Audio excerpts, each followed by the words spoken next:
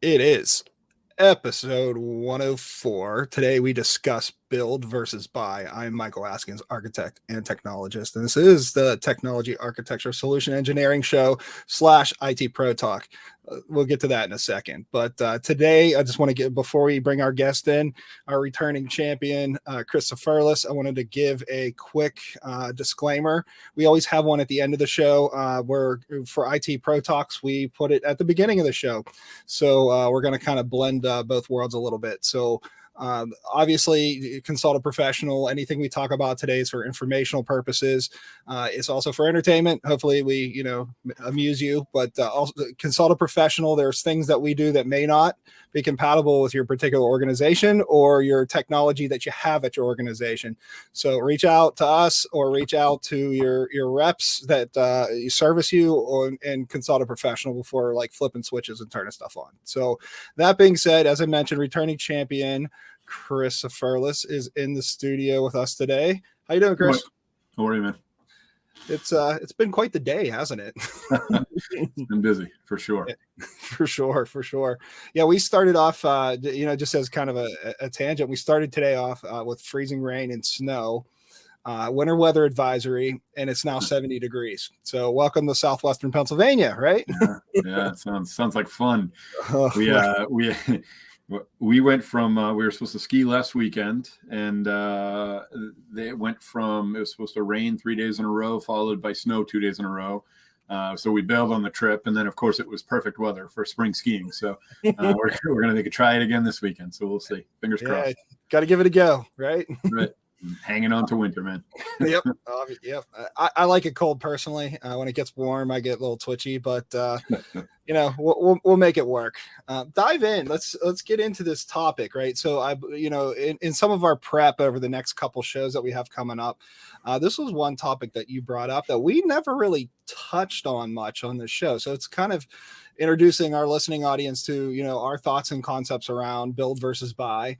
And there's merits to both, and hopefully we can discuss our way through some of that today, and give some supporting links in the show notes. So to build or buy, what do you do, right? What are your thoughts? Yeah, certainly always an interesting discussion and challenge within organizations. So when I sat on the other side of the table, largely in the space where you sit, more, I guess, from the corporate IT standpoint, CIO for 9 years and grew up in IT essentially. And, so if it was a Windows product, I managed it in some way, shape or form. And the only one I like to say that I didn't was BizTalk. But, you think about Microsoft largely in their platform approach over the last X number of years with things like Azure and bringing in additional products, thinking of the Dynamics Nav and AX and GP. And, those all came through acquisitions of other ERP systems that were available, and depending on the level of the product, you could customize them. You could build add-ons onto them. GP was kind of standalone. I don't think there were many add-ons you can put into there, but it was widely used. Great Plains, right? Stable for a while, right? Yeah, I mean, Microsoft bought that. I mean, it must have been 20 years ago. It was a long time ago. But even in the IT world, kind of growing up, you always had these challenges of, do you buy a specialty software that is specifically dedicated, for your industry, your vertical, whatever the business process was that you were trying to solve, or do you try to hook it into an ERP, right? And so, you could see like kind of taking somewhat of that top-down approach where, from an IT strategy standpoint and determining what makes the most sense for your business, certainly the idea of being able to have all of your information and all of your GUIs and everything you're using in one place is very attractive, right? And that opportunity, when it presents itself, that it nice and neatly fits into your ERP system or whatever it is, and this obviously goes well beyond ERP, but I think it's a great starting place because when I was in the SAP ecosystem, for instance, I never even understood how big that ecosystem was. How many add-ons you could get, how much customization you could do. And truthfully, we tried to buy an add-on that basically doubled the footprint of our SAP environment. That was specific to our industry. It was a food company, and we did seafood processing, and largely it was unsuccessful. Even with this particular add-on being designed for food. And in large part, it was because of the nuances of the business that we were in. And it took a tremendous amount of customization, a couple of years worth of work, and then largely didn't get off the ground. Now, there were some other factors came in, and I want to, separating from the company and stuff around the same time. But on the other hand, there's a particular product that basically satisfied all of those needs. But it didn't have any of the bells and whistles. It didn't have the modern interface. It didn't have the ability to easily and quickly integrate data or extract data, for that matter. So there were a significant amount of drawbacks to it. And when you have sort of this balance of do I have all these pockets of information that I need to then go back and integrate, for the bigger picture, we think about dashboards and KPIs and things like that. Or do we try to integrate, sort of at that sub level where everything runs on that platform, and then maybe it's not quite a perfect fit, or maybe, you've got to augment with another piece of software or something like that. Right. And I mean, that's a challenge every day. It's interesting because, a big topic these days is sustainability, and, Microsoft released its cloud for sustainability, which helps companies review and monitor and manage, all of their sustainability activities, and then, ultimately report it after the fact, and where it's gotten so popular. Now, I just heard the other day that SAP has a sustainability module that they're building, right, for the ERP system. And, so again, it comes down to, okay, so now we're going to pull a module into SAP, and it seems like I'm picking on them in some way, but I'm not. It's you could plug any ERP vendor in there, right? I mean, it's true of Dynamics, right? And, basically you have this option now where, without having any detailed knowledge of the add-on, I can, just imagine that it gives me an option to capture the data that I need. But it might end there, right? And whereas the sustainability cloud for sustainability is much more fully encompassing, but it's a disconnected system, right? And so it comes down to these evaluations. I mean, you got to think about cost, you got to think about complexity, you got to think about the stakeholders and what they need, what your upstream activities are, what your downstream activities are. And when we think about sustainability, for instance, Microsoft has or attempts to take a 360-degree view where we look at, okay, we've got our surface line of products, and upstream from us, we want to make sure that all of the packaging that we source for those line of products that get sent out to customers is all sustainably, developed and purchased and deployed, as well as working toward our laptops and everything else as well. and right on down the line, right? Who we're selling it to, and sort of how they get there, and all those kinds of things, right? And that's just one example. I mean, you talk about data centers, you talk about software operations, and all that kind of stuff too. So there's that evaluation of if we buy this totally encompassing solution and it does exactly what we need it to do, is that worth the investment, as opposed to trying to somewhat fit the Lego blocks together, right? And have a solution that ultimately works for what it's intended, but may not necessarily be the easiest or the most manageable and things like that. And so I think those are really the big challenges that we have when it comes to build versus buy.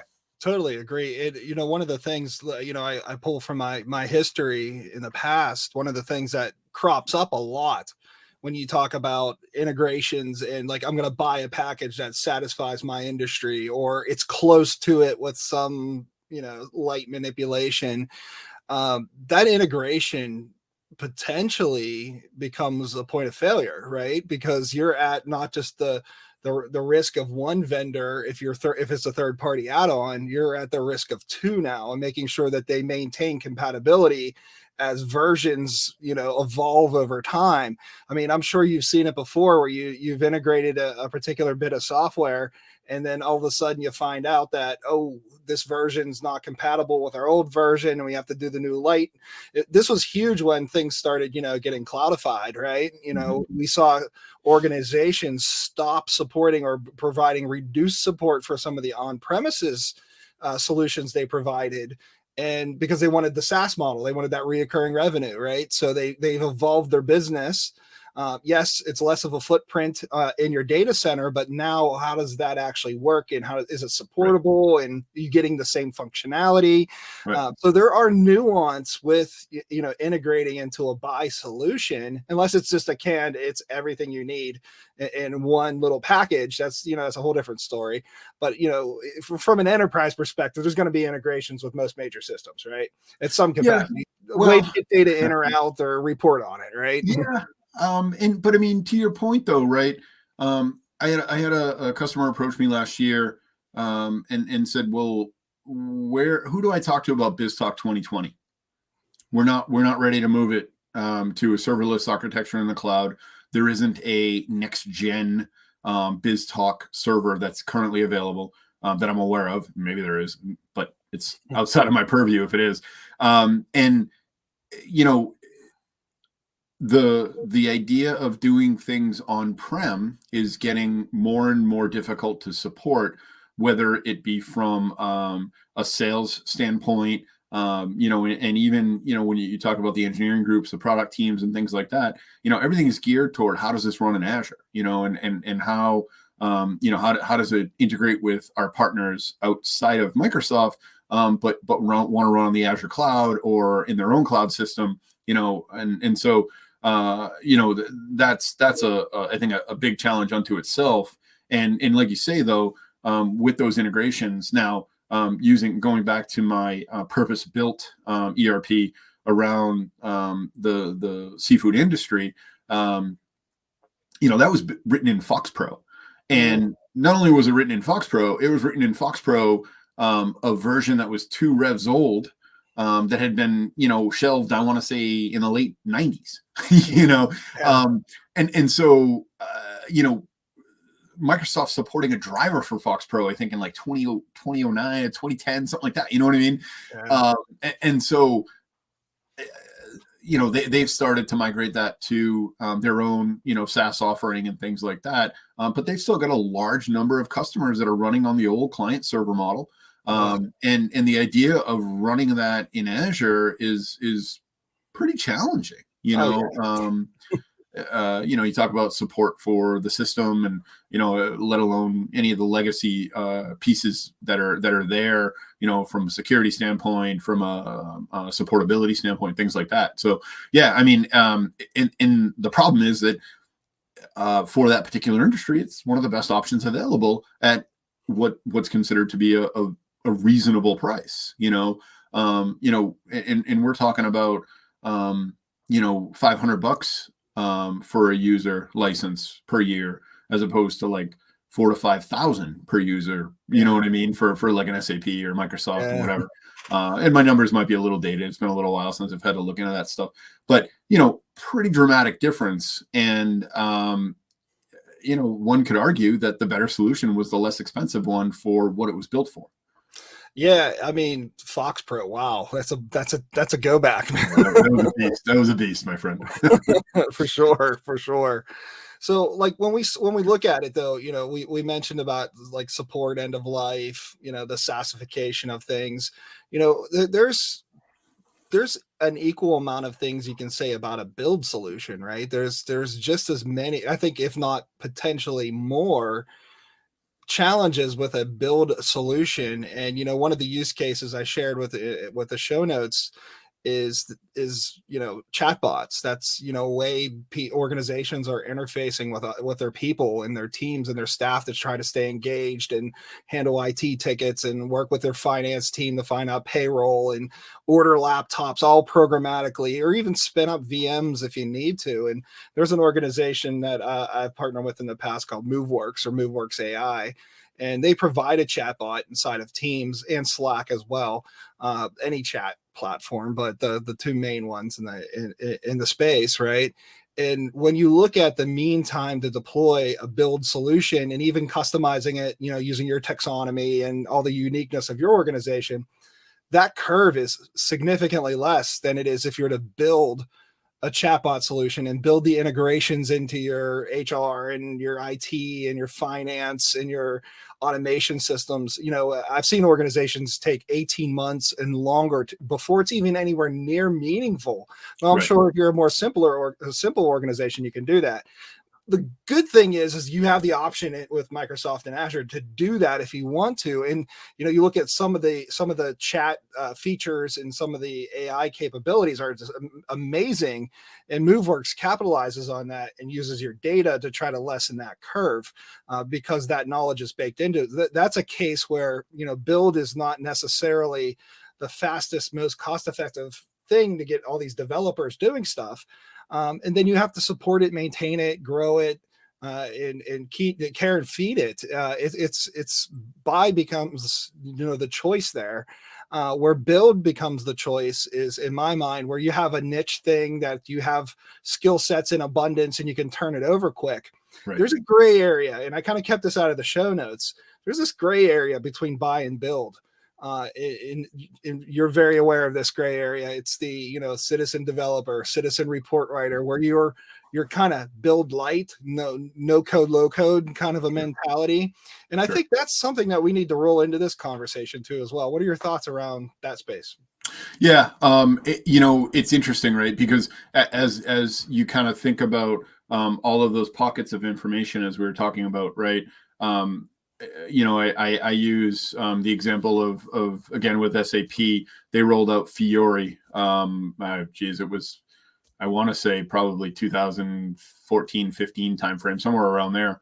Which basically was this lightweight, low code, no code web interface that sat on top of the ERP to be able to, and it almost, in sort of Microsoft Power Platform terms, right? It almost integrated Power Apps and Power Automate into sort of one interface, right? So you could build your screens, and you could also build the workflows that went along with them. And you think of automating processes like AP or AR and things like that, where you could have a workflow for approvals and stuff like that. Obviously, very similar capability with the Power Platform and being able to integrate all that stuff. But now you're just talking about another thing you have to manage, right? And so it's almost like I think we could take the show notes from this as we talk through it and almost build out like a matrix of all the things that you have to sort of evaluate, right? And you have to maintain those screens, you have to maintain those workflows, and in the case of I think both solutions, if you go to hand that to a true software development life cycle type business, right? Within a business, an engineering department where, they're used to using Visual Studio or whatever coding interface. I feel like Visual Studio is pretty much the standard at this point. Yeah, pretty unless, much. Unless you're like really like hate Microsoft, right? But for the most part, I feel like even with Mac developers and everybody else, it's become somewhat the standard.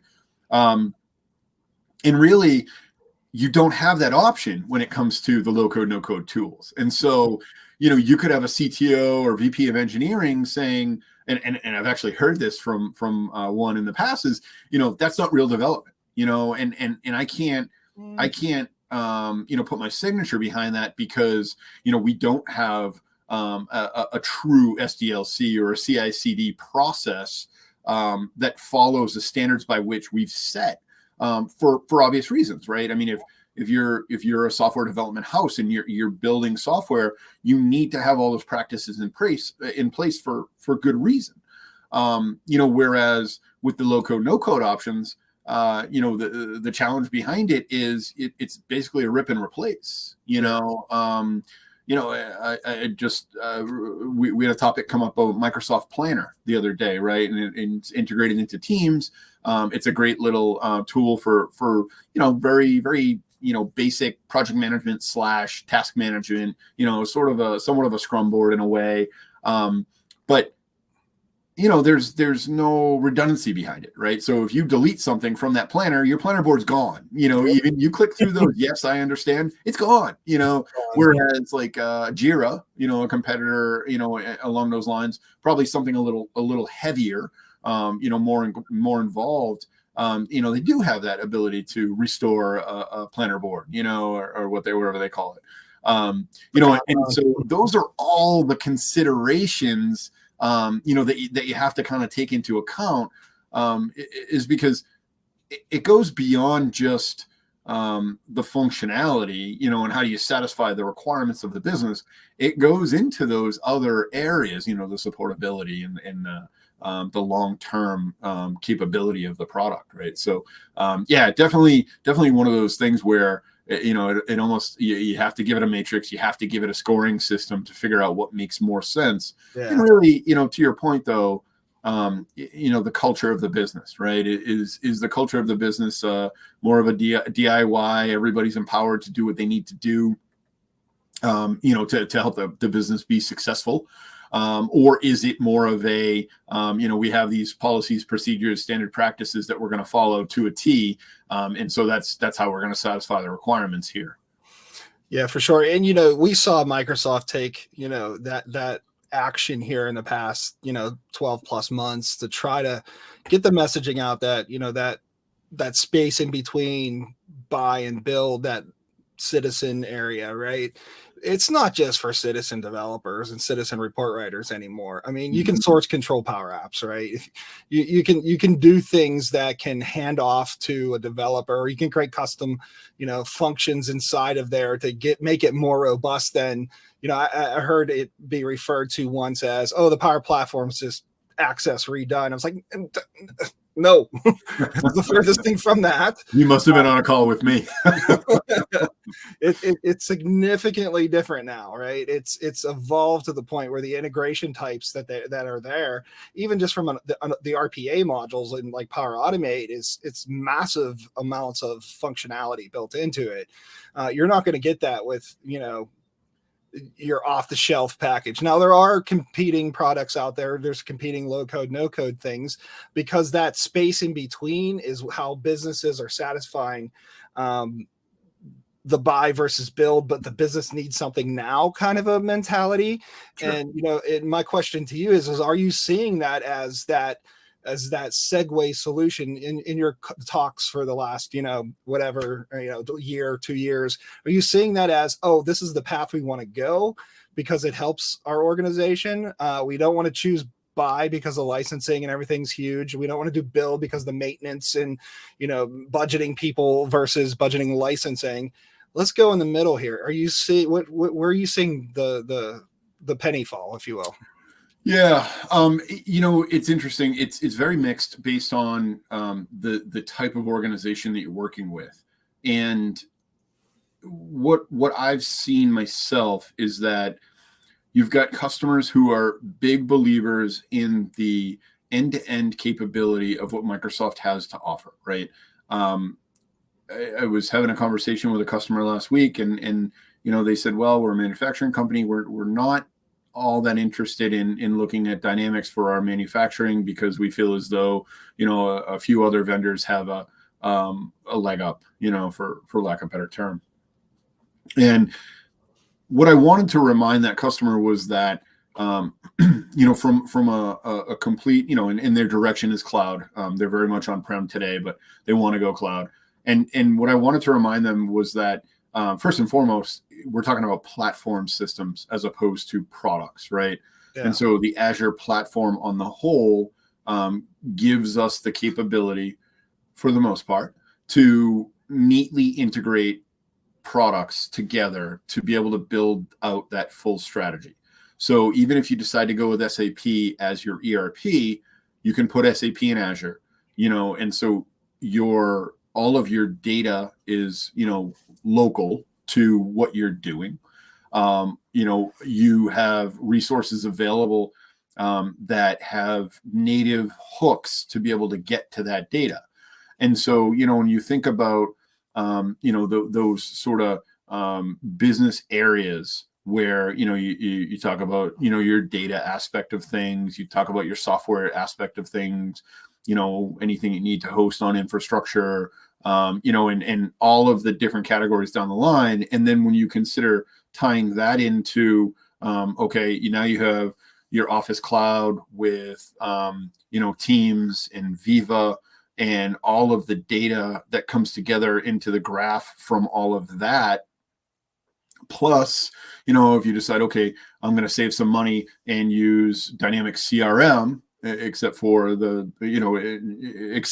guess instead of the big competitor there on the left coast, it becomes a much more compelling discussion, and you've got ideally one place to go for supportability on all of those things, right? So those are the customers that develop really, really good relationships with us. They know the people they go to, they know the process, and it works really well. The challenge is when now you start looking at sort of these individual pieces, and you try to string them all together for a complete solution, and now you've got a dozen different places you need to call for support, and you need to have a bunch of different service contracts for all of those things, and you need to have whether it's in-house talent or a dozen different consulting firms to help you with those items and things like that, right? And so there's definitely that mix, and those customers that I just described are much less apt to sort of understand the big picture opportunity that they have when you have from the device that your client is using, your employee, your frontline worker, whoever, all the way through to the three clouds and the support capabilities, services, security, and all that. They're just very, very different conversations. And the former customer that I described sees Microsoft as a partner. The latter sees Microsoft as a vendor. So they're very different conversations too. Yeah, that's so true. That's an aspect that I hadn't thought of around this topic. One of the things that was going through my head is the phrase that and most people that know me know I'm not an I guy. I'm not an Apple guy. But the phrase that it just works comes out of like people's, like, I want it because it just works and I have my stuff there. So sometimes that buy mentality is like, oh yeah, this is a big name and it's something that we know because they have commercials on Super Bowl or what have you. And it just works. Right. Yeah. there's a lot of magic behind the scenes, even inside your organization, to make it just work for you. Right. Just Right. those canned packages, or I shouldn't say canned, because nothing's really canned anymore these Right. days. Yeah. You're not installing something like, oh, it's exactly what I needed, the way I want it. There is some sort of a customization that needs to occur during almost every implementation in this day and age. Connecting that dot to the the Android mentality of like, oh yeah, I just want to wrench out something and it's going to be everything I want. I'm a firm believer that, and I've said this in the past, I believe on the show that, a lot of niche products were actually developed by somebody solving a need that they once had out of business. And they realized, I'm going to monetize this. Right. And off the market it goes. There's a particular, I won't say the details around the client and or the product, but we'll just call it company A had a product, and product was actually built for an industry, has nothing to do with what they do.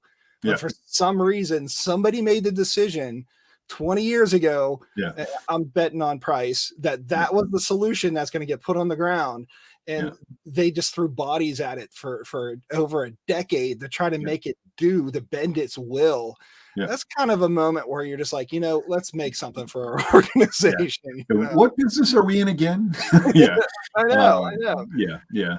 No, and I mean, it's funny though, because I am an iGuy, and actually I'm in the process of migrating everything over to Mac. And this is a long process because I've been doing it, I think, since we talked at like the New Year's show or something. It's taken me a while, but the reality is I'm doing it to somewhat streamline the way I do things. And just a very, very simple example is two-factor authentication. When I get a code through my bank, and if I'm on my iPad or I'm using my MacBook or something like that, and I get that text message coming through, instead of having to go look at my phone to see what that was, instead I hit the form and it says, do you want to fill this code out? And it's just one less thing I have to do.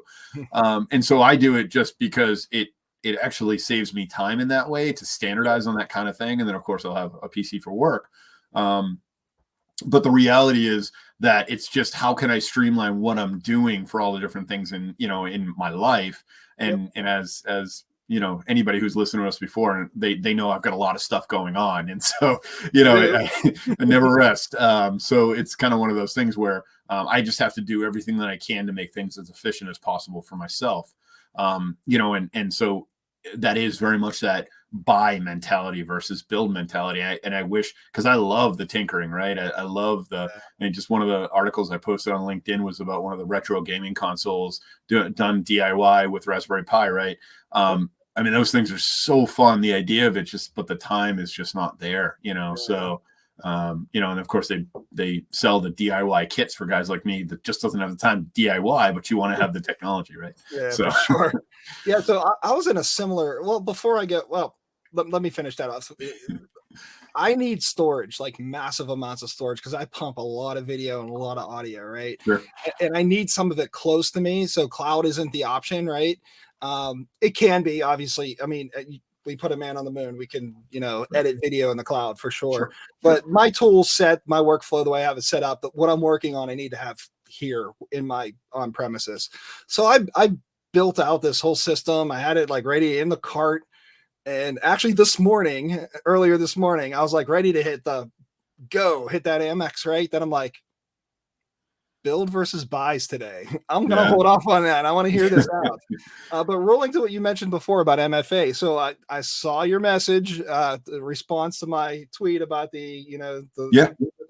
I'll be sending you one of these, but here's the trick to see how many people are actually listening. When I post this show in the LinkedIn, the first person to put in UTF and reply to that, I will get you a FIDO2 key too as well. So we'll see how many people are paying attention when they listen to the show.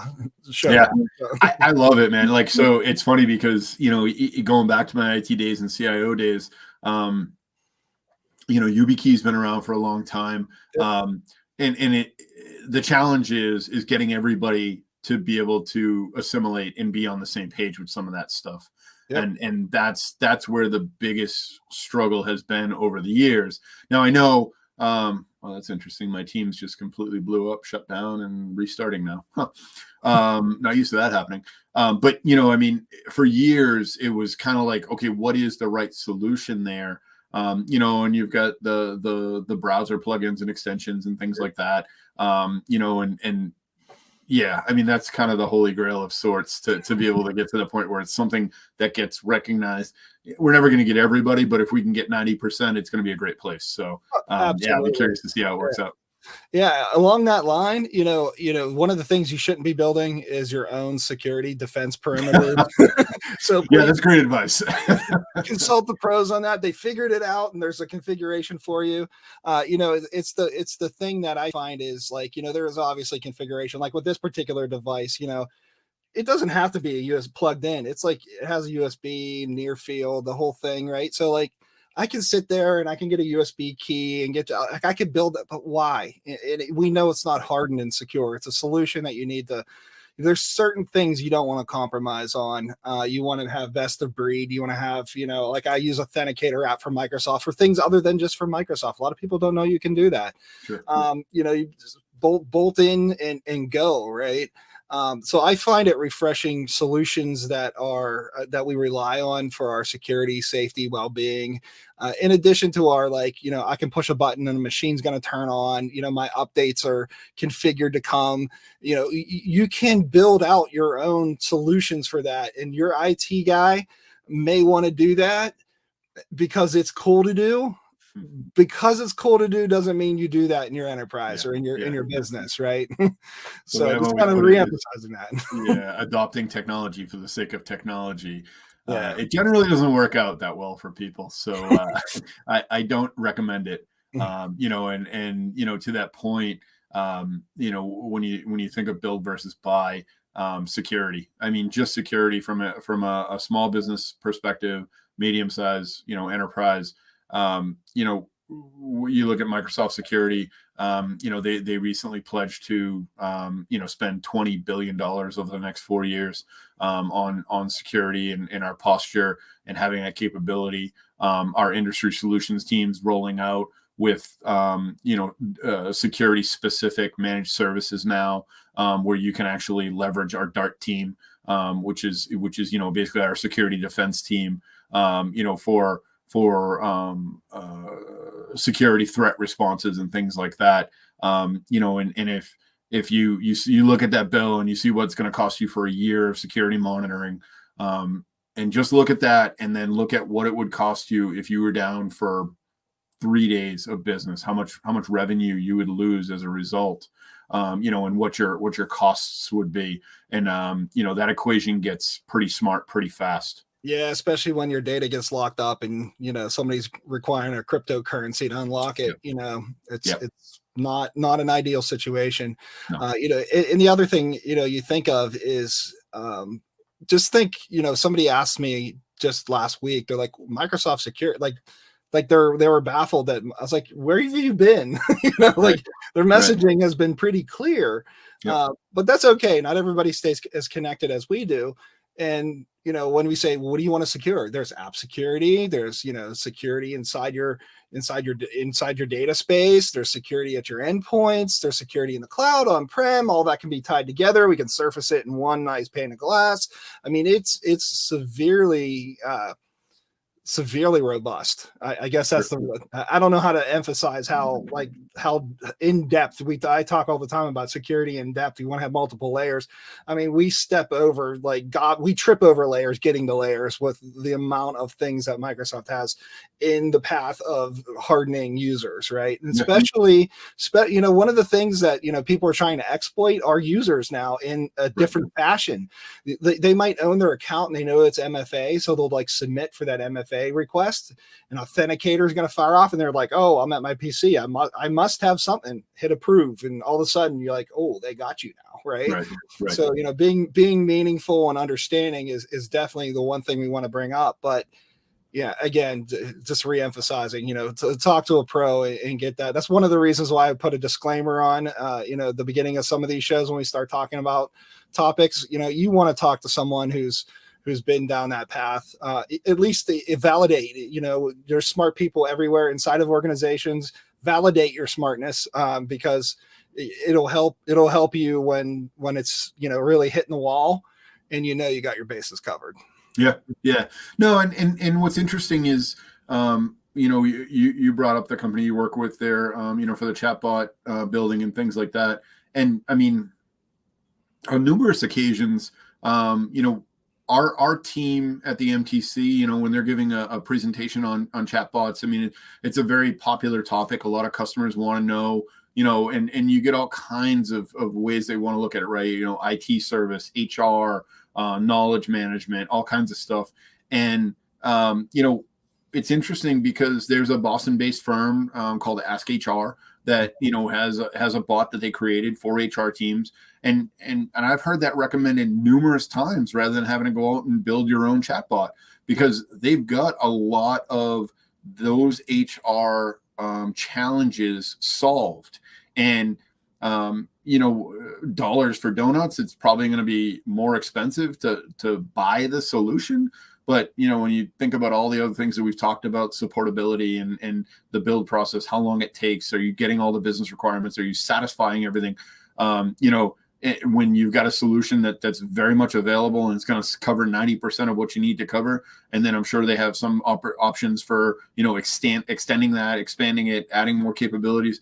It's kind of a no-brainer sometimes when you think about just even how long it'll take to bring the product to light. To make it so that it's actually something you can use, Yeah, and there's costs that build versus, like you were mentioning, it probably costs more than building it. You might be able to deploy it faster, so there's might be a little bit of savings there. Where the savings comes is when you're interfacing and the time it takes for someone to answer, like in your case, like a HR issue, and that with MoveWorks, maybe it's an IT issue. When you can close a ticket faster and you're not requiring as many people to do that lowers your cost, right? And so your company's getting that, you're recouping that investment. It's an investment for a platform, right?